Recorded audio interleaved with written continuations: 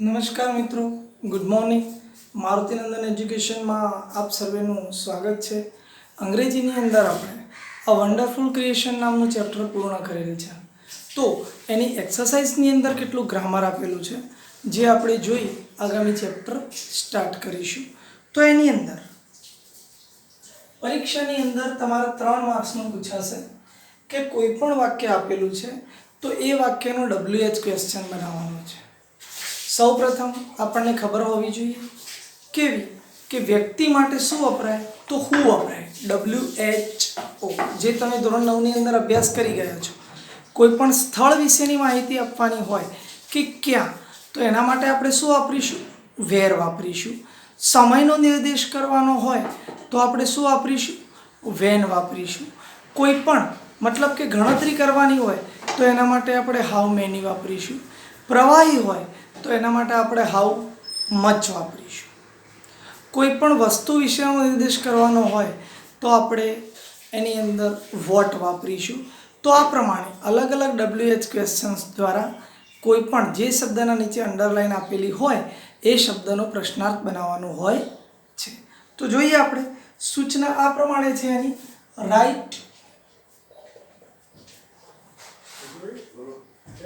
the correct sentence.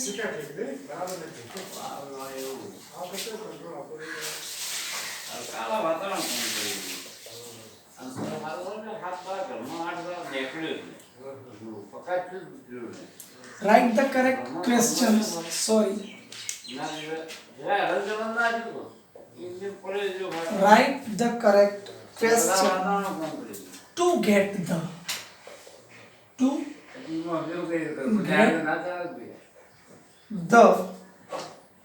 underlined words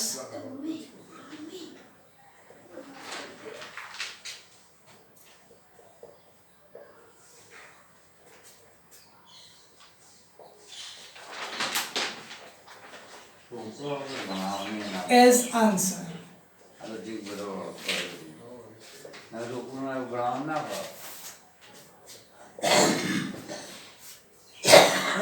મિત્રો આ સૂચના શું કહે છે? રાઇટ ધ કરેક્ટ ક્વેશ્ચન, સાચો પ્રશ્ન શોધો. Two get the underline words, કે જે શબ્દના નીચે અંડરલાઇન કરવામાં આવેલી છે એ શબ્દ તમારે શોધવાનો છે, એના લગતો પ્રશ્ન શોધવાનો છે. વર્ડ્સ એઝ આન્સર, એ વર્ડ્સ જે છે એ એનો જવાબ બને એ રીતે. તો આપણે પ્રથમ સેન્ટેન્સ જોઈએ. તો પ્રથમ સેન્ટેન્સમાં આપેલું છે કૃષ્ણા હેઝ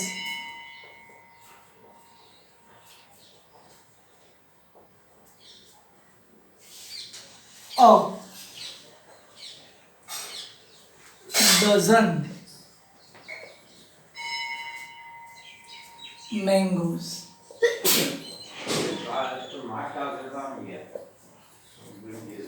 કૃષ્ણા પાસે ડઝન એટલે કે 12, મેંગોઝ એટલે કે કેરી છે.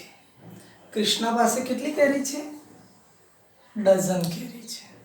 ડઝન એટલે આપણે સામાન્ય ભાષામાં આપણે જાણીએ છીએ ડઝન એટલે 12 કેરી છે. હવે આપણે એના 4 ઓપ્શન આપેલા છે, જેમાં પ્રથમ ઓપ્શન છે ડઝ કૃષ્ણા હેવ મેંગોઝ?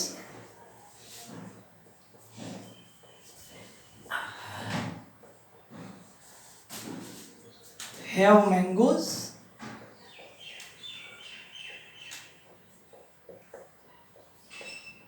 શું કૃષ્ણા પાસે કેરી છે?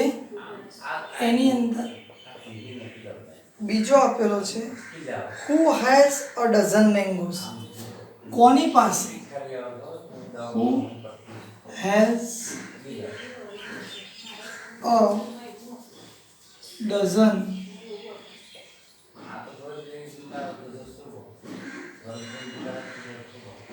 mangoes? આ બીજો ક્વેશ્ચન છે. એની અંદર ત્રીજો ક્વેશ્ચન છે what does Krishna have? What does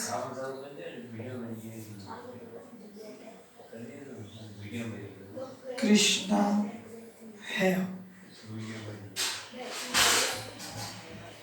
અને એની અંદર ચોથો વિકલ્પ આપવામાં આવેલો છે how many mangoes has Krishna. How many mangoes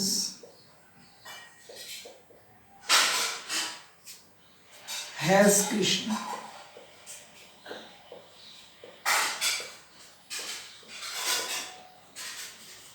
તો મિત્રો આ ચાર વિકલ્પો આપેલા છે, એમાંથી આપણે સાચો વિકલ્પ પસંદ કરવાનો. સૌથી પહેલા આપણે શું જોઈશું કે અંડરલાઈન કોને નીચે આપેલી છે, તો અંડરલાઈન ઓર ડઝનની નીચે આપેલી છે. એટલે પ્રશ્નનો જવાબ એટલે કે પ્રશ્ન એ રીતે બનશે કે કૃષ્ણા પાસે કેટલી મેંગો છે, તો જ એનો જવાબ ડઝનની અંદર આપણે લખી શકીએ. તો અહીંયા જોઈએ, ડઝ કૃષ્ણા હેવ મેંગોઝ, શું કૃષ્ણા પાસે કેરી છે જ, એનો તો ઉલ્લેખ થઈ ગયેલો છે. Who has a dozen mangoes, એના નીચે પણ અંડરલાઈન નથી.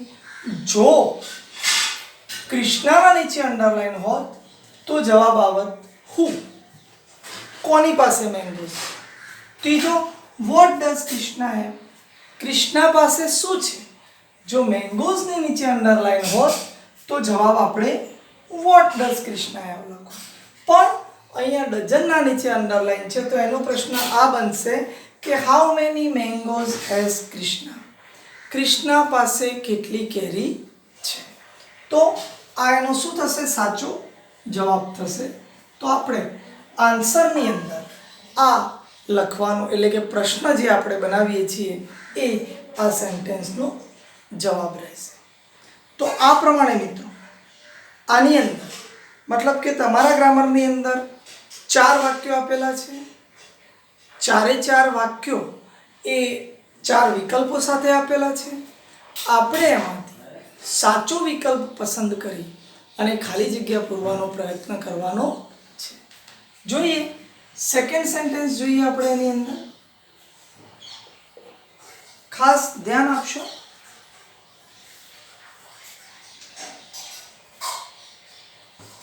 The teacher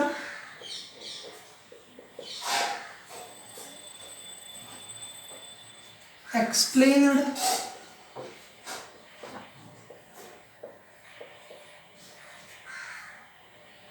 a poem.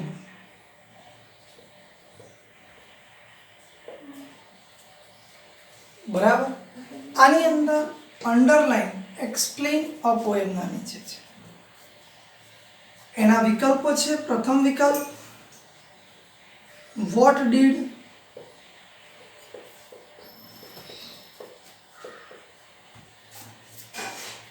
The teacher do.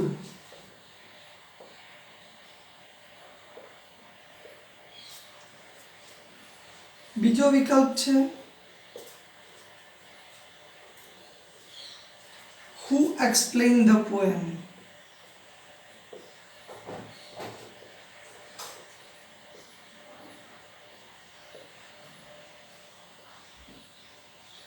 ત્રીજો વિકલ્પ છે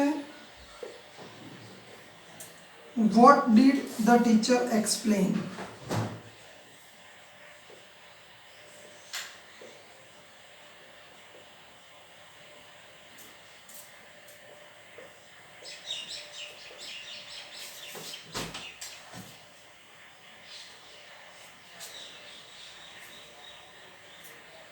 અને ચોથો વિકલ્પ આપવામાં આવેલો છે how did the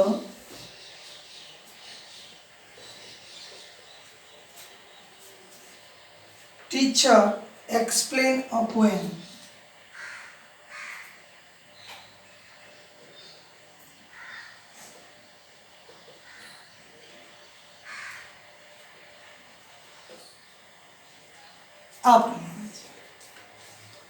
તો આ 4 વાક્યો છે.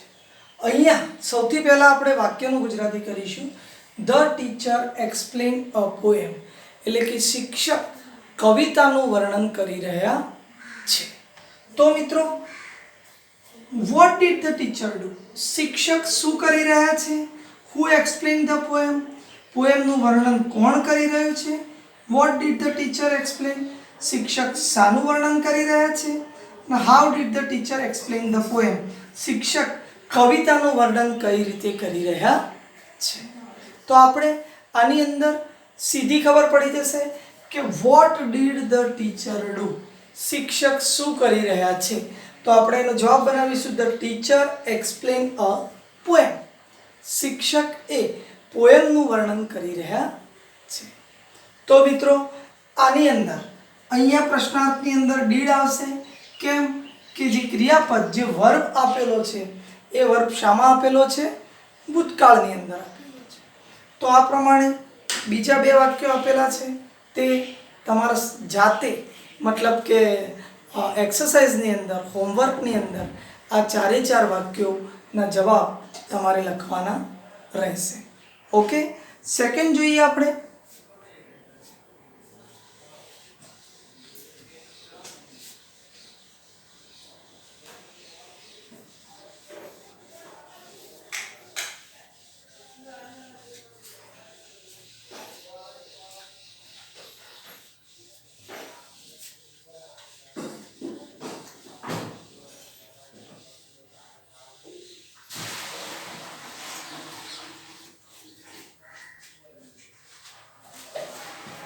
એની અંદર આપેલું છે કમ્પ્લીટ ધ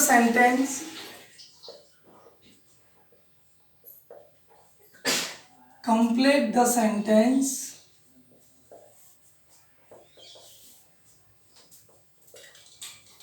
વાક્યો પૂર્ણ કરો યુઝિંગ ધ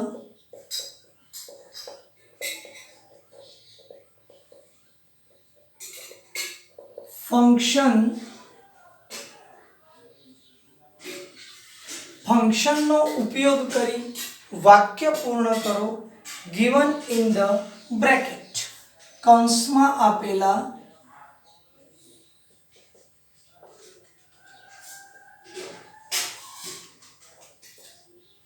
શબ્દોનો ઉપયોગ કરી. એટલે કે કૌંસમાં આપેલા શબ્દોનો ઉપયોગ કરી અને વિવિધ ફંક્શનને લગતું વાક્ય તમારે પૂર્ણ કરવાનું રહેશે. પરીક્ષાની અંદર આ ટોપિક 3 માર્ક્સનો પૂછાશે. તો આપણે પ્રથમ વાક્ય જોઈએ. એની અંદર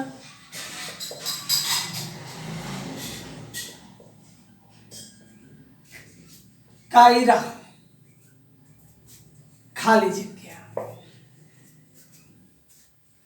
ફંક્શન આપેલું છે ડિસ્ક્રાઇબિંગ એક્શન.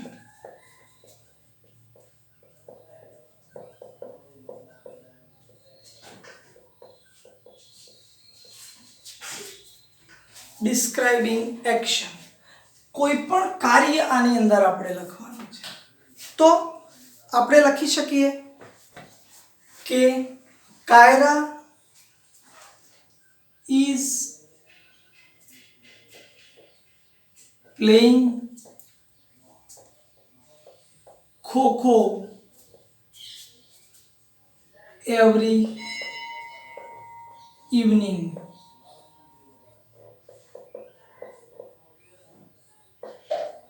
દરરોજ સાંજે કાયરા ખોખો રમી રહી છે. કોઈ પણ એક્શન કોઈ પણ કાર્ય તમારે એની અંદર દર્શાવવાનું રહેશે. તમે તમારી સોચ પ્રમાણે કોઈ પણ વાક્યની અંદર એ તમારા શબ્દોનો અને તમારા વિચારોનો ઉલ્લેખ કરી શકશો. હવે આપણે સેકન્ડ સેન્ટેન્સ જોઈએ. તો સેકન્ડ સેન્ટેન્સ આપેલું છે the school bell will ring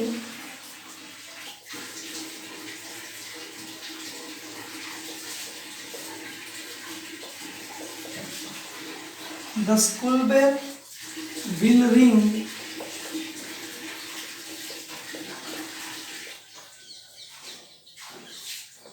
ખાલી જગ્યા. અને કૌંસની અંદર લખીશું સ્પેસિફાઈંગ ટાઈમ. સમયનો નિર્દેશ કરો.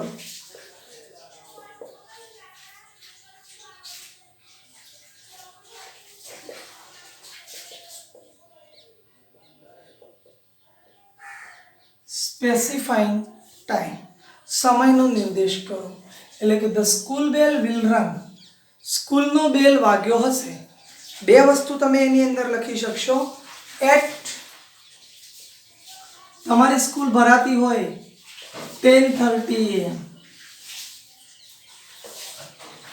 અથવા એટ 5:30 PM, એટલે કે તમારી સ્કૂલનો બેલ 10:30 વાગ્યો હશે, અથવા તમારી સ્કૂલનો બેલ 5:30 વાગ્યો હશે.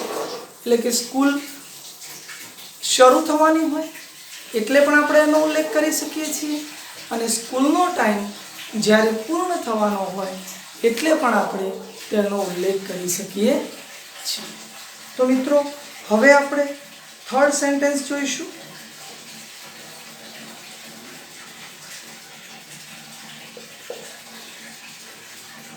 The postman.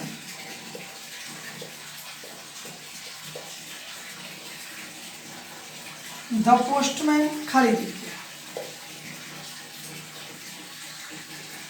સ્પેસિફાઈંગ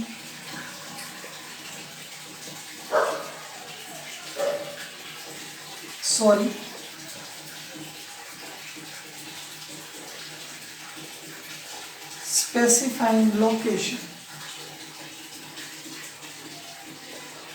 એટલે કે કોઈ પણ સ્થળનો નિર્દેશ તમારે એની અંદર કરવાનો છે. તો પોસ્ટમેનની વાત છે તો આપણે લખી શકીએ works in the post office.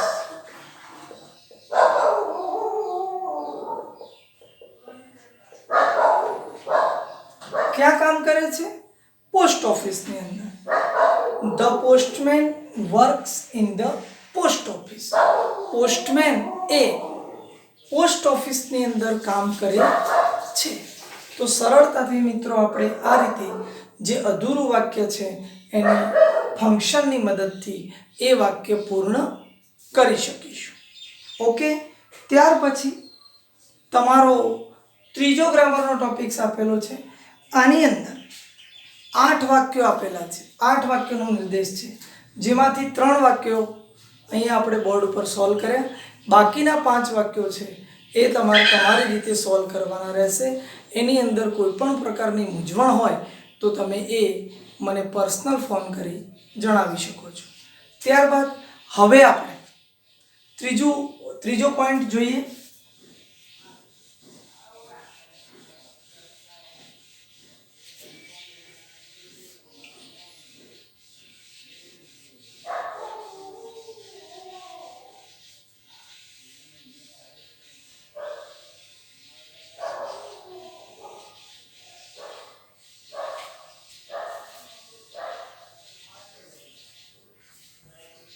તો ત્રીજા પોઈન્ટમાં જોઈએ.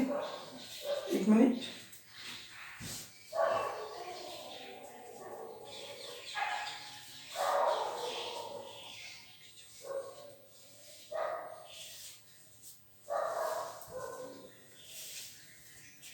તો ધ્યાન આપશો મિત્રો. એની અંદર સૂચના પ્રમાણે છે change the text as shown. Change the text as shown. એટલે કે નીચે દર્શાવ્યા પ્રમાણે ફકરામાં ફેરફાર કરો. તો આની અંદર એક પેરેગ્રાફ આપેલો છે. The teacher taught a lesson.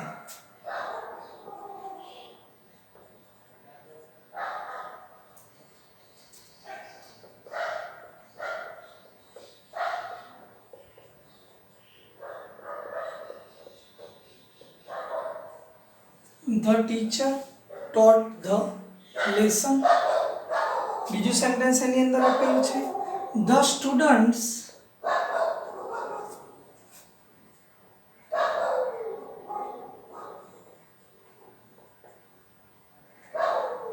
બહુવચન છે. The students asked some questions.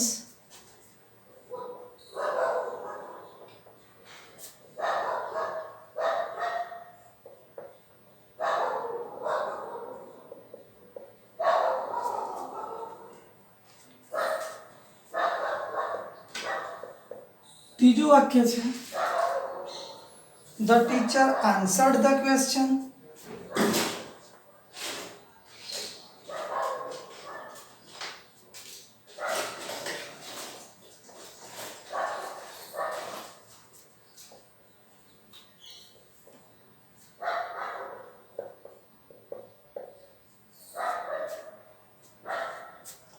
છેલ્લું વાક્ય છે સી took a test.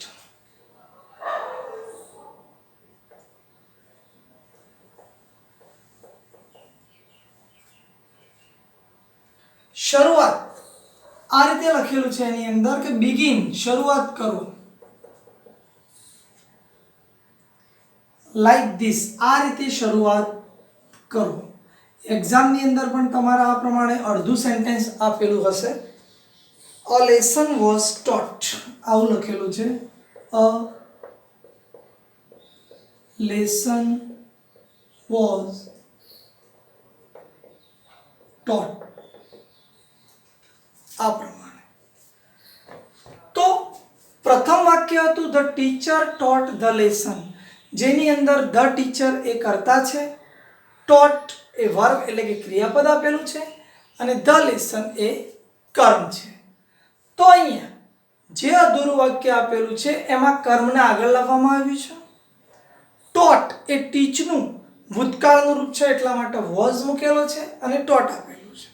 એટલે આપણને સીધી ખબર પડી જશે કે આ વાક્ય રચના એ એક્ટિવ વોઇસને પેસિવ વોઇસમાં ફેરવવા માટેની આપેલી છે.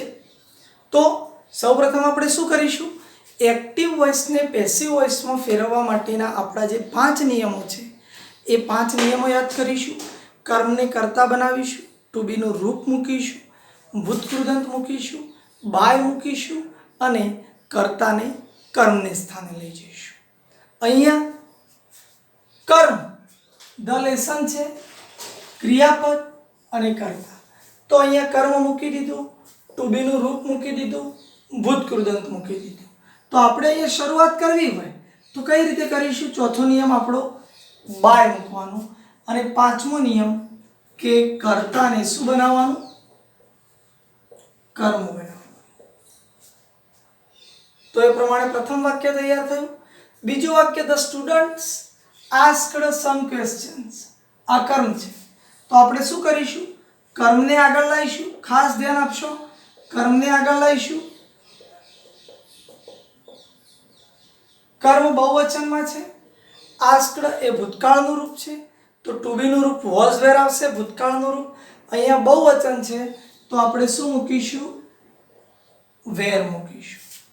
ત્રીજો નિયમ આસ્ક્ડનું ભૂતકૃદંત આસ્ક્ડ જ થશે તો આપણે ત્યાં લખી દઈશું આસ્ક્ડ.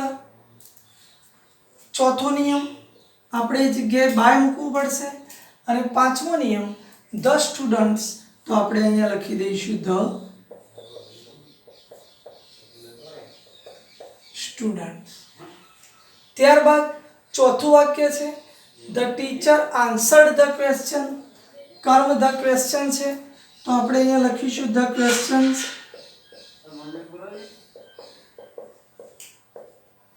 બહુવચન છે એટલા માટે શું લખીશું? વેર. ધ ક્વેશ્ચન વેર. અહીંયા ક્રિયાપદ આપેલું છે આન્સર્ડ તો આપણે એનું ભૂતકૃદંત પણ આન્સર્ડ જ થશે.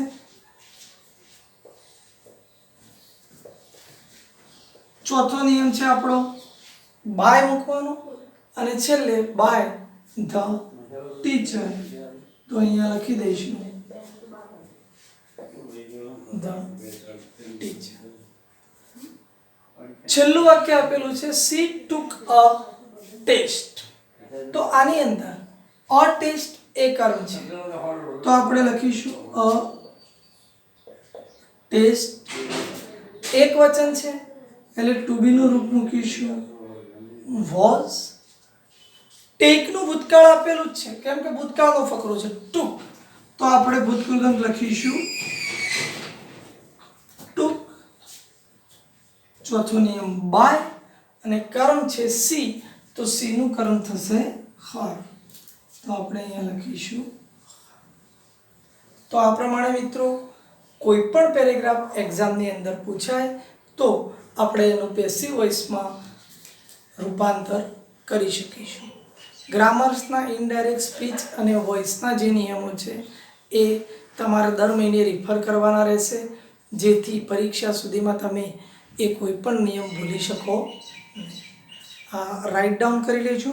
ત્યારબાદ એના ગ્રામરની અંદર બીજો એક પેરેગ્રાફ આપેલો છે જે તમારે હોમવર્ક્સની અંદર બનાવવાનો રહેશે. Thank you.